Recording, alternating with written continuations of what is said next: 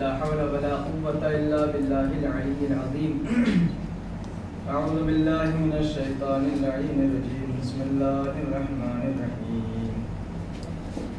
الحمد لله رب العالمين والصلاة والسلام والتحية والإكرام على رسوله النبي الكريم وعلى أهل بيته الطيبين الطاهرين المعصومين الذين أذهب الله عنهم الرجس وطهرهم تطهيرا.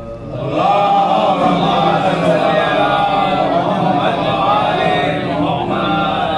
واللعنة الدائمة الباقية على أعدائهم ومن في فضائلهم وغاصب حقوقهم أجمعين. أما بعد فقد قال رسول الله صلى الله عليه وآله وسلم بسم الله الرحمن الرحيم. حسين مني وأنا من حسين. صلوات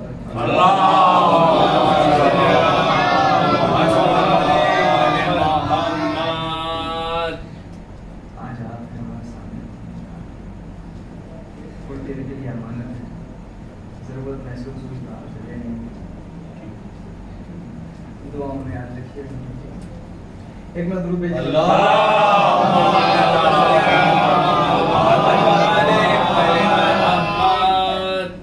جس کو ہم قرآن دے رہے ہیں روزانہ وہ یہاں سے اگلے دن غائب ہو جائے. یہ دیکھ رہے ہیں ریپیٹ نہیں ہو سکا ابھی تک. درود بھیجتے کرو.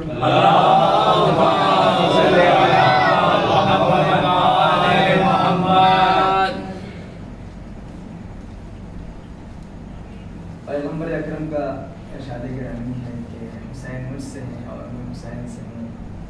محب اللہ من احب حسینہ.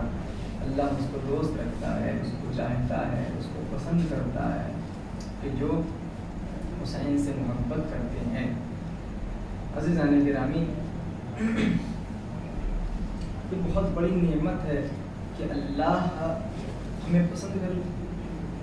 اگر آپ غور کریں ایک لمحے کے لیے تو اس سے بڑی کوئی نعمت یا اس سے بڑا کوئی کمال ہو سکتا ہے کہ خالق کمالات جس نے سارے کمالوں کو پیدا کیا، سارے کمالوں کو معین کیا، وہ اگر کسی کو چاہ لے، وہ کسی سے اگر محبت کر لے تو پھر وہ انسان، اس کا مطلب سب سے زیادہ باکمال ہے. انسان کی زندگی کا مقصد اور ہدف یہی ہے کہ اللہ کی نظر میں وہ محبوب بن جائے، اللہ کی نظر میں پسندیدہ بن جائے. اس کے علاوہ اور ہے کیا؟ آپ یہاں کیوں آ رہے ہیں؟ اس لیے کہ اللہ کی مرضی حاصل کر لیں. آپ نمازیں کیوں پڑھ رہے ہیں؟ کہ اللہ کی نظر میں محبوب بن جائے. آپ جتنے نیک کام کرتے ہیں وہ سب اسی لیے کرتے ہیں نا کہ اللہ کی نظر میں محبوب بن جائیں. ایک نسخہ پیغمبر نے بھی بتایا کہ دیکھو اگر اللہ کی نظر میں محبوب بننا چاہتے ہو تو اپنے دل میں عشق حسین پیدا کرو. اپنے دل میں محبت حسین پیدا کر لو، اپنے دل میں الفت حسین پیدا کر لو. جب تمہارے اندر محبت حسین پیدا ہو جائے گی تو تم خود بخود محبوب کردگار بن جاؤ. مجھے سمجھ میں نہیں آ رہا کہ خادم بھائی ہمیشہ یہاں بیٹھتا ہے جماعت میں.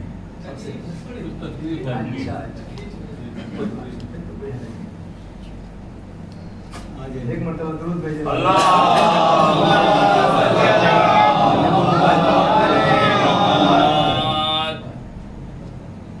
بہرحال 11 تو بج رہے ہیں یا 12 بج رہے ہیں.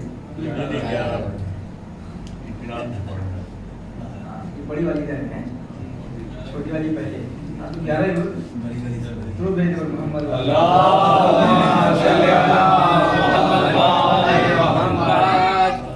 تو مجھے اندازہ ہے کہ آپ اللہ بہرحال خستہ بھی ہیں، تھکے ہوئے بھی ہیں، محنت بھی کر رہے ہیں اور صبح سے لے کے اب تک آپ حضرات مصروف اعضاء ہیں.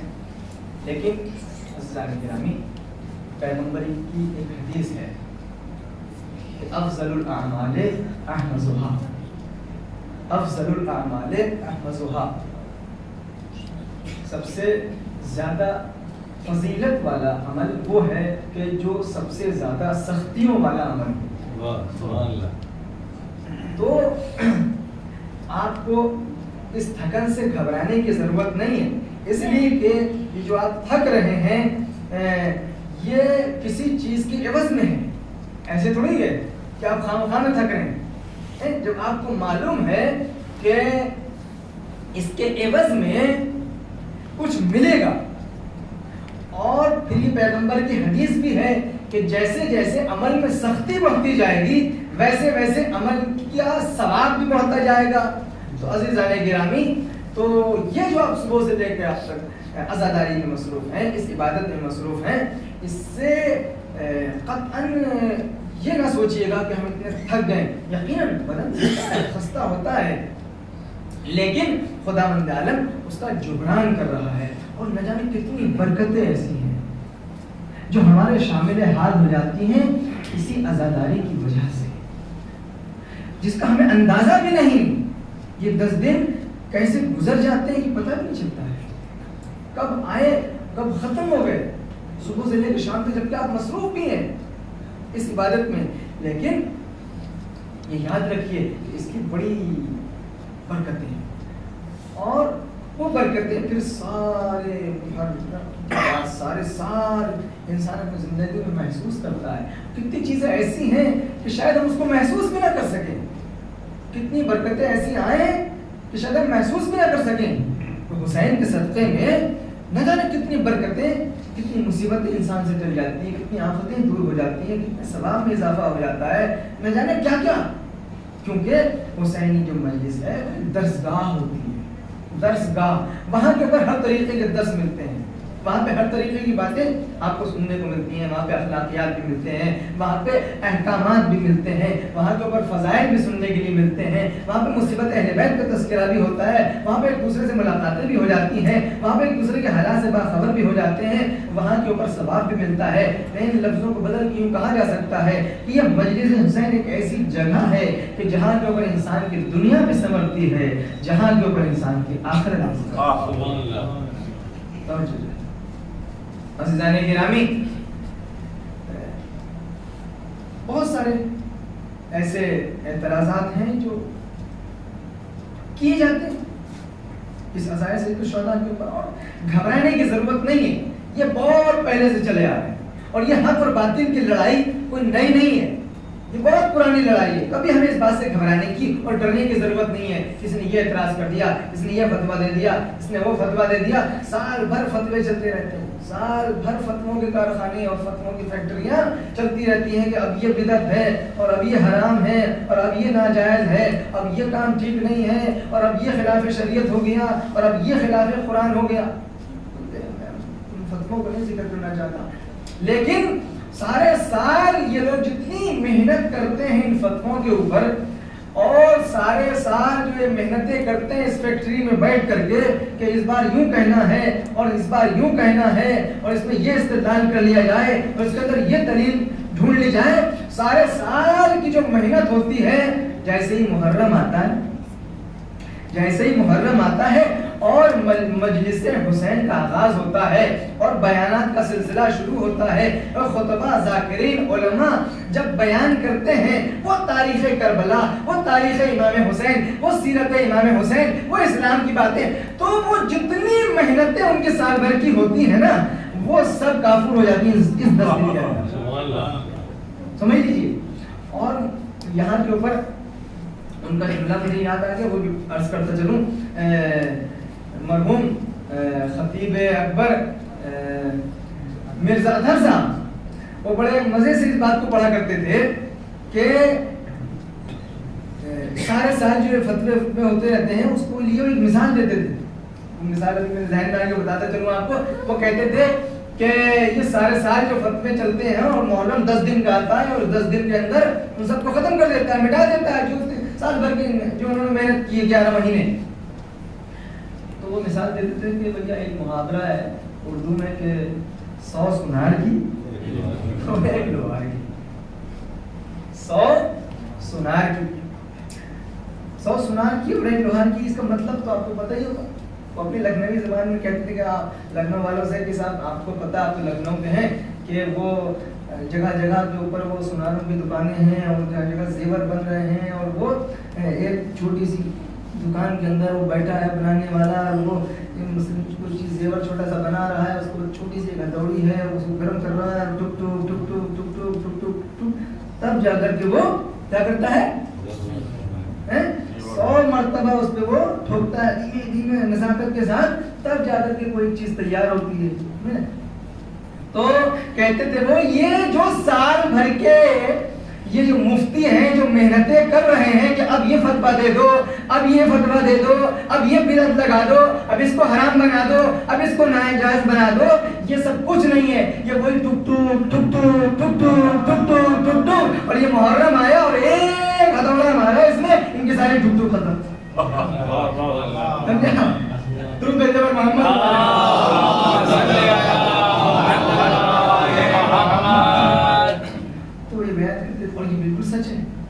سچ ہے کہ یہاں سے جو تعلیمات مل جاتی ہیں سارے اعتراضات کا جواب بھی ہو جاتا ہے، سیرت کے اوپر ایک نگاہ بھی ہو جاتی ہے، تاریخ کا ایک مطالعہ بھی ہو جاتا ہے، کردار کے اندر ایک تبدیلی بھی آ جاتی ہے. یعنی حسین اپنا کام کر جاتے ہیں معاشرے کے اوپر. اب یہ ہے کہ ہم اس کو برقرار رکھیں محرم کی بات، اپنی بھی تھوڑی سی ایفرٹس، اپنی بھی تھوڑی سی کوشش کریں اور اس راستے کو ہم آگے بڑھا کے چلیں. تو عزیزان گرامی، اس دنیا میں آنے کے بعد ہمیں بھولنا نہیں ہے کہ ہم کس مقصد کے لیے آئے ہیں. یہاں کے آنے کے بعد دیکھیں یہ حق اور باطل کی لڑائی جو کربلا کے میدان میں یزید اور امام حسین علیہ السلام کے درمیان ہوئی، یہ کوئی نئی لڑائی نہیں ہے، یہ بہت پرانی حق و باطل کی جنگ ہے. خلقت بشر سے یہ شروع ہوئی ہے. جب جناب آدم کو خلق کیا گیا تبھی سے ایک فتنے نے سر اٹھایا تھا جس کا نام ہے ابلیس. وہاں سے چلی ہے اور اس نے قسم کھائی ہے کہ جب تک میں زندہ ہوں میں صراط مستقیم سے لوگوں کو بہکاتا رہوں گا، میں حق کے راستے سے لوگوں کو بہکاتا رہوں گا. اور اس نے اعلان جنگ کر دیا ہے کہ میں صراط مستقیم پر بیٹھوں گا اور جتنے لوگ آئیں گے میں ان کو بہکاؤں گا، میں ان کو ہٹاؤں گا، میں ان کو جہنم میں بھیجوں گا. اس نے باطل نے یہ اعلان کر دیا ہے. اور قرآن مجید نے بھی ہم انسانوں کو بار بار یہ سمجھایا ہے کہ شیطان تمہارا لکم عدو مبین، کہ شیطان تمہارا کھلا ہوا دشمن ہے، شیطان تمہارا کھلا ہوا دشمن ہے. اب اتنا سب بتانے کے بعد بھی ہم اگر شیطان سے ہوشیار نہ رہیں تو پھر یہ ہماری حماقت ہوگی.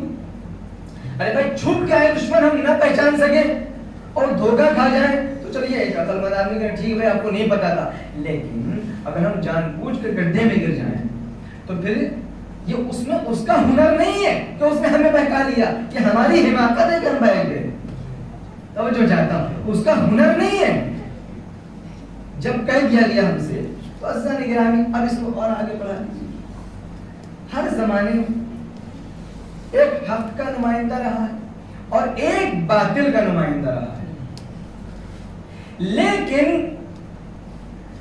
اس پوری تاریخ میں چاہے وہ آپ جناب ابراہیم کے سامنے نمرود کو دیکھ لیجیے، چاہے جناب موسیٰ کے سامنے فرعون کو دیکھ لیجیے، اور چاہے اور اگر آگے آ جائیے آپ ابرہہ کو دیکھ لیجیے. وہ آیا تھا باطل کا نمائندہ کہ میں خانہ کعبہ کو مٹاؤں گا اور میں یوں کر دوں گا اور میں یوں کر دوں گا. لیکن جو بات قابل غور ہے وہ یہ ہے کہ اس پوری تاریخ میں آپ اس بات پہ غور کریں کہ حق کے نمائندوں کے پاس کون سی طاقت رہی ہے اور باطل کی نمائندگی کرنے والوں کے پاس کون سی طاقت رہی ہے. توجہ چاہتا ہوں. جب جناب ابراہیم کے سامنے نمرود آیا تو نمرود آپ جانتے ہیں کتنا بڑا بادشاہ تھا. 4 بادشاہ گزرے، سب سے بڑے گزرے ہیں جس میں 2 اچھے ہیں اور 2 برے ہیں. ایک کون ہے اچھوں میں؟ جناب سلیمان اور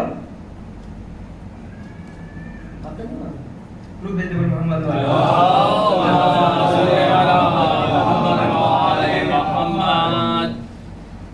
جو 2 برے ہیں، ایک پختون نسل جسے پختون اصل ہے پختون نسل، اور ان میں سے ایک ہے نمرود. یہ جناب ابراہیم کے سامنے آیا، اس کی اتنی بڑی حکومت تھی، اتنی بڑی حکومت تھی کہ یہ گردانتا نہیں تھا، کسی ایک کو بھی گردانتا نہیں تھا، توجہ چاہتا ہوں، لیکن نمائندگی کر رہا تھا باطل کی، اپنے کو خدا، اپنے کو سب سے بڑی طاقت، اور مقابلے میں کون ہے؟ ابراہیم۔ ابراہیم کے پاس نہ حکومت ہے، نہ تخت و تاج ہے، نہ لوگ ہیں بہت زیادہ، نہ کوئی پاور ہے، کچھ نہیں ہے۔ مقابلے میں نمرود کے پاس ساری دولت بھی ہے، حکومت بھی ہے، سب کچھ ہے، لیکن اب جب مقابلہ ہوتا ہے تو ظاہراً دنیاوی اعتبار سے دیکھا جائے تو ایک طرف ناطاقتی ہی ناطاقتی ہے اور ایک طرف طاقت ہی طاقت ہے۔ توجہ چاہتا ہوں، ایک طرف بے طاقتی ہی بے طاقتی ہے، ایک طرف طاقت اور قوت ہی قوت ہے۔ اب جو دونوں میں ٹکراؤ ہوا، اس نے کہا جی آگ جلاؤ، ان کا کام ختم کرتے ہیں، بہت بن رہا ہے اپنے کو، میں اللہ کی طرف سے آیا ہوں، یہ ہے وہ ہے۔ اور آپ نے سب سنا ہے کہ اتنی زیادہ آگ جلائی کہ اوپر سے اگر پرندہ بھی گزرتا تھا تو وہ گر کے اس میں ہلاک ہو جاتا تھا، جل جاتا تھا۔ اور اتنی آگ جب جل گئی اور ابراہیم کو پھینکنے کا نمبر آیا تو آپ یہ سوال اٹھا کہ ابراہیم کو پھینکا کیسے جائے بھائی؟ ان احمقوں کو اتنا بھی خیال نہیں آیا، اتنی آگ جو جلا رہے ہیں اس کے قریب جائیں گے کیسے؟ سمجھا؟ تو یہ ہے باطل، اس میں عقل نہیں ہوتی ہے، سمجھے؟ ان صاحب پھر وہ شیطان نے ان کو مشورہ دیا کہ منجنیق بناؤ اور منجنیق میں رکھ کے گھما کے، آپ نے دیکھا ہو نا بچے بھی کھیلتے ہیں آج کل، پھینکتے ہیں کس کے، بہت دور جاتی ہے چیز، تو اسی ٹائپ کی چیز بنائی گئی منجنیق، اس کے اندر ابراہیم کو رکھا گیا۔ ابراہیم کون ہے؟ اللہ کے نمائندے۔ ابراہیم کون ہے؟ حق کے نمائندے۔ ابراہیم کون ہے؟ حقانیت کو پیش کرنے والے۔ ابراہیم کون ہے؟ جو اکیلے ہیں۔ ابراہیم کون ہے؟ جو تنے تنہا ہے۔ ابراہیم کون ہے؟ جو بے طاقت ہیں، جو کمزور ہیں، ظاہراً ان کے پاس نہ طاقت ہے، نہ حکومت ہے، نہ بادشاہت ہے، اور اب وہ چلے ہیں منجنیق میں رکھ کے ان کو پھینکا گیا۔ اللہ اکبر، منجنیق میں رکھ کے پھینکا گیا۔ یہ نہیں کہ اللہ نے اس آگ کو بجھانے کے لیے کوئی بارش برسائی، آپ کو معلوم ہے بارش ہوئی، بارش سے نہیں آگ بجھی۔ اللہ چاہتا تو فرشتے کو حکم دیتا بھیا چلو بارش کر دو کس کے، یہ دیکھیں کتنا بڑا اس کے اندر طاقت ہے، کیسے یہ آگ جلاتا ہے، یا جیسے ہی آگ جلانا شروع کرتا فوراً چاٹوں پتھر گرا دیا کرتا، جلا کے دکھا بھائی تو آج، سمجھا؟ سارے احتمالات ہے کہ نہیں؟ ہوا چلا دیتا ایسی کس کے کہ انہیں کے گھروں میں آگ لگ جاتی، ختم ہو جاتے۔ عزیزان گرامی، اگر یہ سب ہوتا، یہ سب ہوا تو نہیں نا، اگر پانی والی یہ کیا ہے مسئلہ کہ تو نے یہ سب نہیں کیا، نہ ہوا چلائی کہ ان کے گھروں میں لگ جائے، نہ بارش برسائی کہ ٹھنڈی ہو جائے، نہ تو نے فوراً ہی چند قطرے گرا دیے کہ چلنے ہی نہ پائے، وجہ کیا ہے پالنے والے کا؟ دیکھو میں طاقت کا جواب طاقت سے نہیں دینا چاہتا،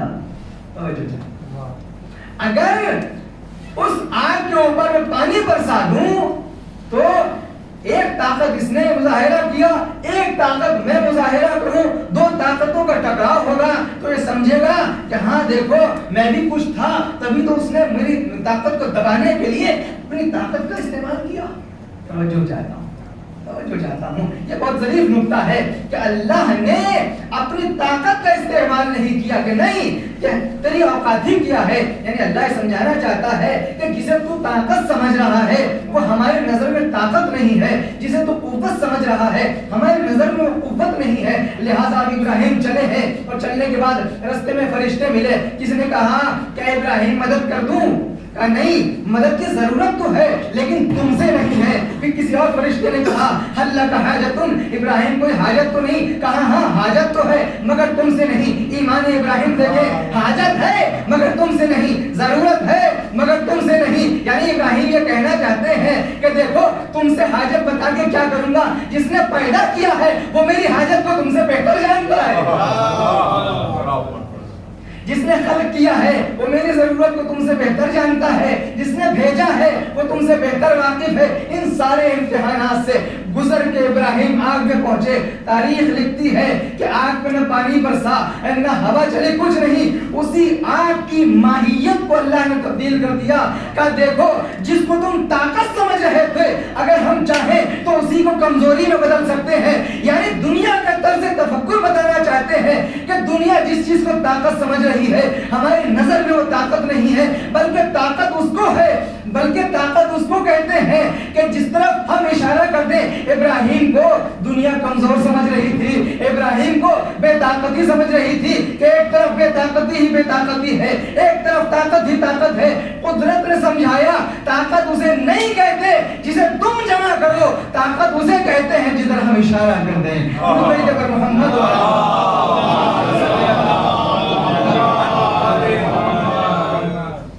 عزیزان گرامی, طاقت اسے کہتے ہیں جدھر ہمارا اشارہ ہم چاہیں. تو ابراہیم بچ گئے, کچھ بھی نہیں ہوا. تو یہ حق اور باطل کی جنگ ہمیشہ چل رہی ہے. اور اس میں ایک نکتہ یہ ہے کہ ہمیشہ حق ظاہراً کمزور دکھائی دیا ہے.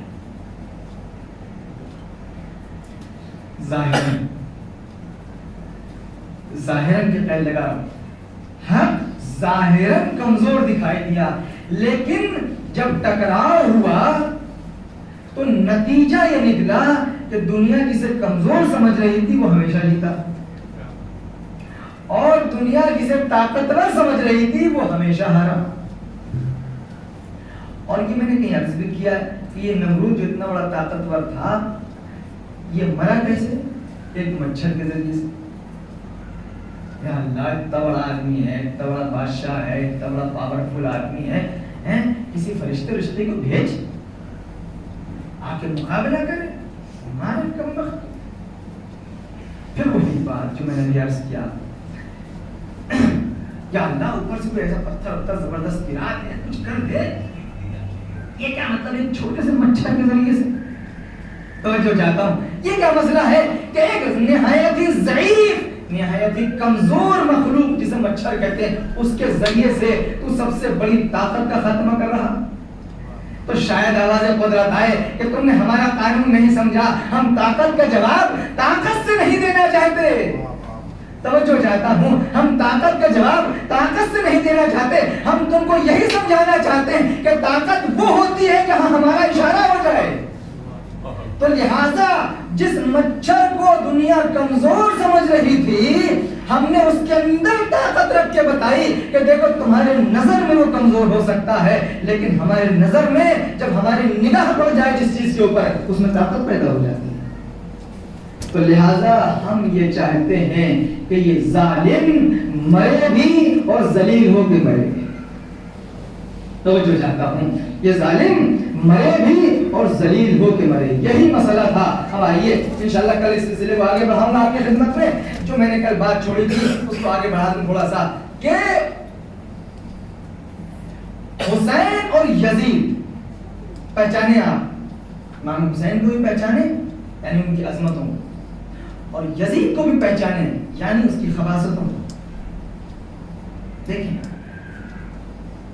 جب بیعت کا مطالبہ ہوا تو امام نے کیا فرمایا, کل میں نے آپ کے سامنے امام حسین علیہ السلام کا وہ فرمان نقل کیا کہ نہیں, میں محسوس کر رہا ہوں بین الذلۃ والذلہ, کہ یا تلوار کھینچ کے سامنے آ جاؤ اور یا ذلت برداشت کر لوں, اور میں ذلت برداشت نہیں کر سکتا.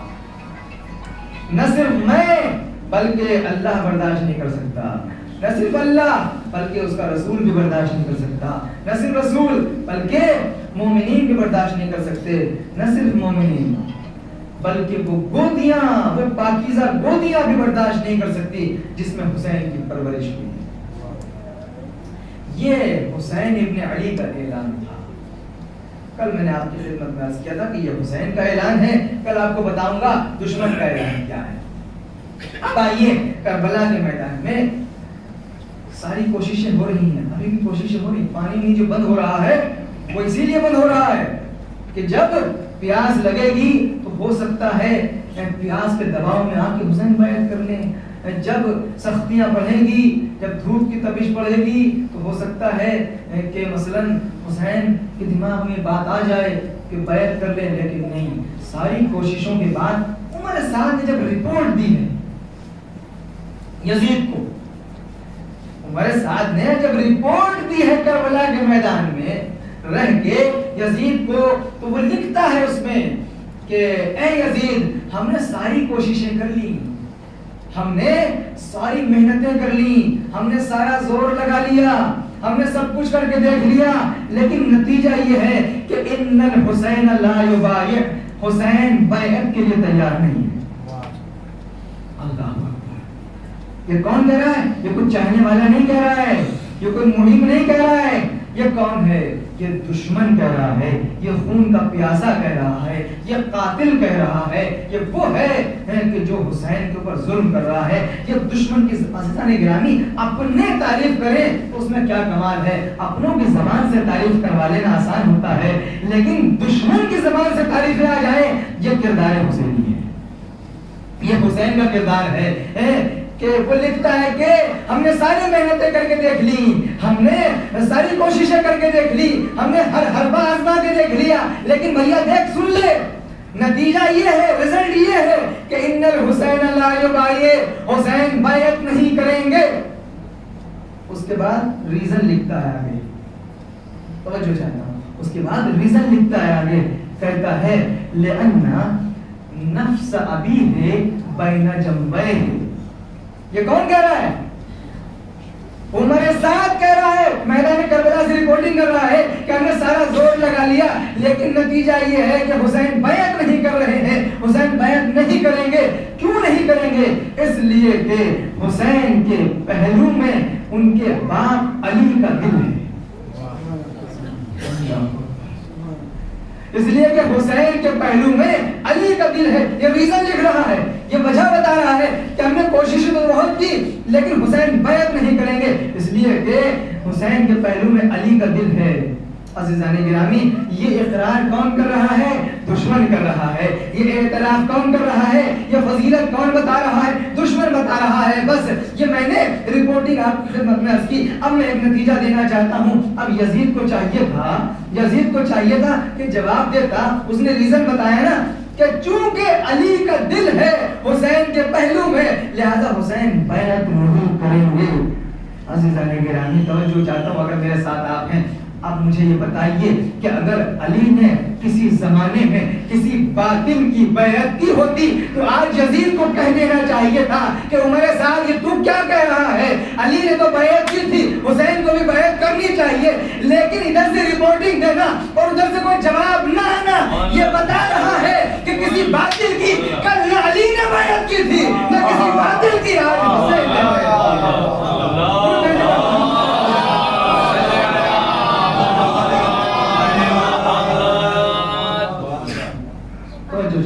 عزیزان گرامی، حسین نے بیعت نہیں کی، کا سر کٹ جائے کوئی مسئلہ نہیں ہے، لیکن یہ سر اللہ کے آگے جھکے گا، کسی باطل کے آگے نہیں جھک سکتا، چاہے جتنی مصیبتیں آ جائیں۔ کربلا کے میدان میں امام حسین ہیں، اور عزیزان گرامی صبح سے آپ مسائل سن رہے ہیں، چند مختلف مسائل کو سن لیجئے۔ عزیزان گرامی، آپ دیکھیں کربلا کے میدان میں سب نے حسین کے ساتھ کیا، چاہے وہ بچے ہوں، چاہے وہ عورتیں ہوں، چاہے وہ غلام ہوں۔ ہاں یہ اور بات ہے کہ بیویاں پیاسی بھی تھیں، بچے الاتش کی صدائیں بھی بلند کر رہے تھے، مگر کسی جھوٹی سے جھوٹی تاریخ میں کسی بچے نے یہ نہیں کہا، آپ نے نہیں سنا ہوگا کہ کسی نے آ کے کہہ دیا ہو کہ آقا بیعت کر لیجیے تاکہ پانی مل جائے۔ نہیں، یعنی حسین کے ساتھ جو قافلہ ہے وہ سب حسین کا ہم فکر ہے، وہ سب حسین کے ہم فکر ہیں، وہ سب حسین کے ساتھ اس طریقے سے ہیں کہ مولا آپ کو گھبرانے کی ضرورت نہیں ہے، مولا آپ کو پریشان ہونے کی ضرورت نہیں ہے، مولا ہم پریشانی برداشت کر لیں گے، مولا ہم پیاس برداشت کر لیں گے، مولا ہم بھوک برداشت کر لیں گے۔ مجھے بھوک سے ایک جملہ یاد آتا ہے عزیزان گرامی، دنیا میں ہر چیز مانگنا عیب ہوتا ہے لیکن پانوں کا مانگنا عیب نہیں ہوتا ہے۔ میرے مولا نے کبھی کسی سے کھانا نہیں مانگا کربلا کے میدان میں کہ دیکھو ہمارے بچے بھوکے ہیں کھانا دے دو. نہیں, کسی تاریخ میں آپ کو نہیں ملے گا کہ حسین نے کبھی کھانا مانگا ہو. یہ قافلہ کربلا سے کوفے گیا ہے, کبھی نہیں ملے گا سید سجاد نے کھانا طلب کیا ہو, کبھی سکینہ نے کھانا مانگ لیا ہو. کربلا سے کوفہ, کوفے سے شام, سارا سفر ہے, آپ کو کہیں نہیں ملے گا. لیکن ہاں, حسین نے پانی مانگا ہے, اس لیے کہ پانی کا مانگنا عیب نہیں ہے. عزیزان گرامی, وہ بھی کب مانگا ہے, وہ بھی کب مانگا ہے, اپنے لیے نہیں مانگا حسین نے پانی. کبھی اپنے لیے نہیں مانگا کہ حسین کو پانی پلا دو, بلکہ جب دیکھا کہ ششماہے کی حالت غیر ہو رہی ہے, جب دل کا ٹکڑا بے چین ہو رہا ہے, جب ماں سے دیکھا نہیں جاتا, تو لے کر کے آغوش میں آئے اور آواز دی کہ دیکھو اس بچے نے تمہارا کیا بگاڑا ہے, اس بچے نے کیا قصور کیا ہے, اس کو چند قطرے پانی کے دے دو.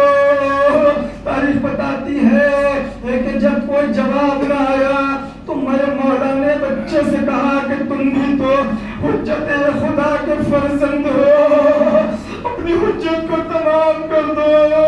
علی اصغر نے اپنی ننھی سی زبان اپنے سوکھے ہوئے ہونٹوں پر پھرانا شروع کی. تاریخ یہ بتاتی ہے کہ منہ پھیر پھیر کے اشتیا رونے لگے. جزاکم ربکم خیر الجزا, آواز دی کہ حسین کے کلام کو قطع کر دے. عزیزان گرامی, بس یہی وہ موقع تھا کہ حسین کو اپنے چاہنے والے یاد آ گئے.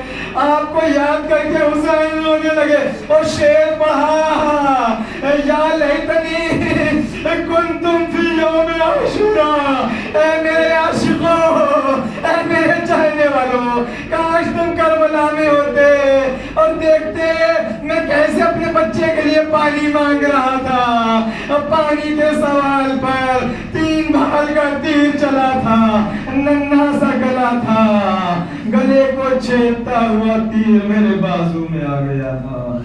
انا للہ و انا الیہ راجعون. رضا بقضائه وتسلیما لامره سيعلم الذين ظلموا أي منقلب ينقلبون. پانے والے تجھے محمد والے محمد کے واسطہ ہماری اس عبادت کو قبول فرما. پانے والے ہمیں صراط مستقیم پر قائم رہنے کی توفیق عطا فرما. پانے والے ہمارے مرحومین کے اوپر اپنی رحمتیں نازل فرما, ان کے عمر جوار سید الشہداء میں جگہ عنایت فرما. پانے والے تجھے محمد والے محمد کا واسطہ